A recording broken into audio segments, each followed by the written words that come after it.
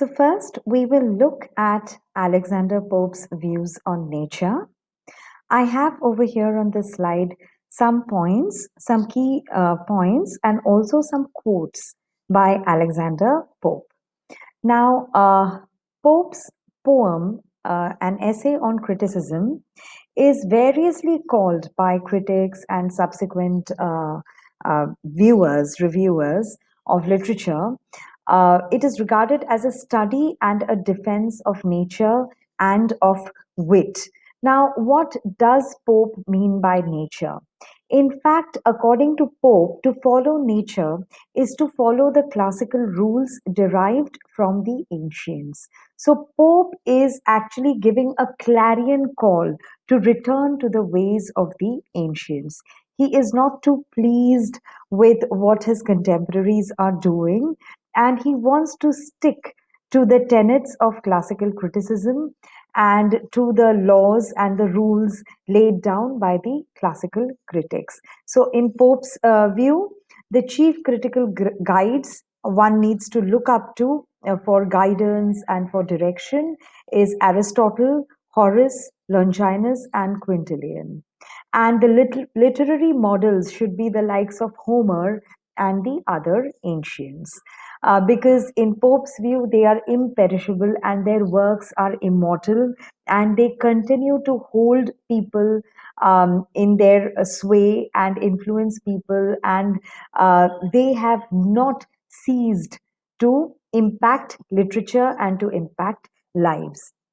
So, throughout, Pope is advocating a thorough adoption of the rules and the ways of the ancients. And if we look at what is nature, in fact, in Pope's this poem, which is in fact a critical work, he looks at nature. He understands nature as an archetype. He understands nature as a fixed given, as that which is normal, which is central and universal in human experience. So everything revolves around nature. And if you look at the ancients and their works, they also presupposed this center around which they created their works. So for Pope, nature is that fixed center around which our works should be conceptualized and created, around which life should be led. So it nature is also that which encompasses the spheres of morality and knowledge and the rules of proper moral conduct. Now, I would like to draw your attention to some of these quotes uh, to um, to make you realize the extent to which Pope was influenced by the ancients. So, over here we have a quote where Pope says, "Let Homer's works be your delight, read them by day and read them by night."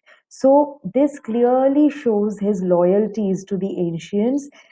He regards Homer as the primary literary model, and he wants any aspiring writer to completely internalize Homer's style and Homeric literature. And here we have another quote in which he says, "The ancient rules discovered, not devised, are nature still, but nature methodized." So somehow he feels that the rules that were given to us by the ancients were not devised, they were not consciously or deliberately designed by them.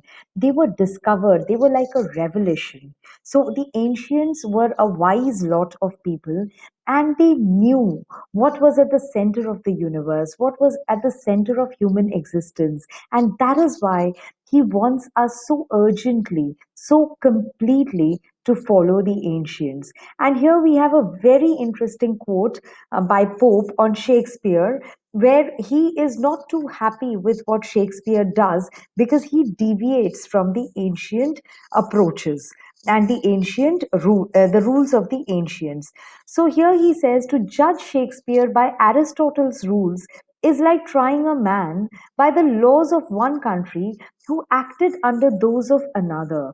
So he is not exactly happy with Shakespeare, but at the same time, he's also cutting Shakespeare some slack